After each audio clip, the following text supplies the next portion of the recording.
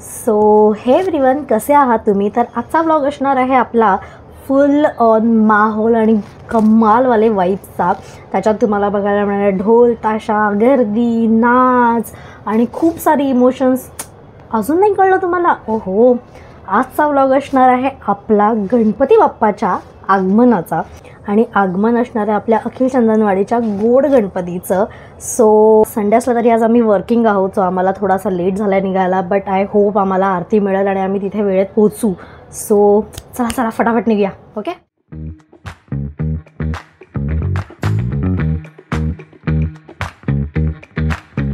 Luckily इथे superfast लागली आहे, पण काही फायद्याची नाही आहे, कारण की ती चर्नी रोडला थांबणार नाही आणि आम्हाला चर्नी रोडला उतरायचं आहे. आता आम्ही पोहोचलो आहोत मुंबई सेंट्रलला आणि आम्हाला इथे स्टेशनच्या बाहेर आल्या आल्या एका छान गणपतीचं दर्शन झालेलं आहे आणि अशा प्रकारे आम्ही आरती मिस केलेली आहे. सुंदर, छानच. आम्ही खूपच लेट झालो आणि ट्राय केला भरपूर पोचायला, पण झाला, लेटच झाला तो शेवटी. मला दाखवायचं होतं तुम्हाला. आम्ही गेल्या वर्षी पण आलेलो, आम्ही गेल्या वर्षी किती लवकर आलेलो आणि आता ह्यावेळी मिस झाली आमची पार्टी. असो, तुम्हाला दाखवते गणपती.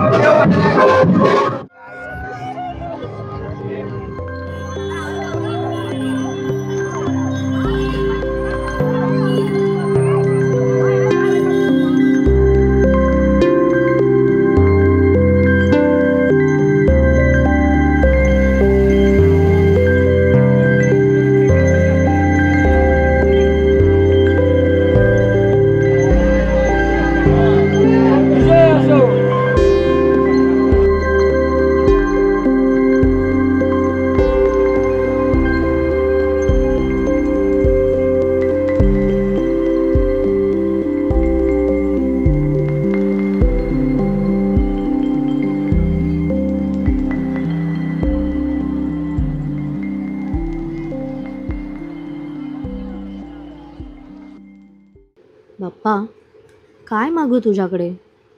मी आणि इथे आलेला प्रत्येक जण त्याच्या मनाची व्यथा घेऊन तुझ्यासमोर उभा आहे. पण बघ ना, तुझं हे गोड रूप बघून मी सारं काही विसरून गेले. तुला बघितलं ना की अंगावर काटा येतो आणि हात आपोआप जोडले जातात. गळा भरून येतो आणि मन शांत होतं. मनातले शब्द डोळ्यातल्या अश्रूंनी वाहू लागतात आणि संवाद होतो तर तो फक्त नजरेचा. असं वाटतं की ह्या शेकडोंच्या गर्दीत पण तू फक्त माझ्याकडे बघतोयस. हा जल्लोष, ही गर्दी, हा आनंद फक्त तुझ्या येण्याचा नाही, तर तुझ्यावरच्या अपार प्रेमाचा आणि विश्वासाचा आहे. बाप्पा, ऐकतोयस ना? ह्या ढोल ताशांच्या गजरात माझा आवाज तुझ्यापर्यंत पोहोचत असेल कुणास ठाऊक. मी थोडं थांबले आणि इतक्यात आवाज आला. ऐकलं, सारं काही ऐकलं, पण तुला जे मागायचंय ते तू अजून मागितलंसच नाहीस. बाप्पा, मला फार काही नको रे.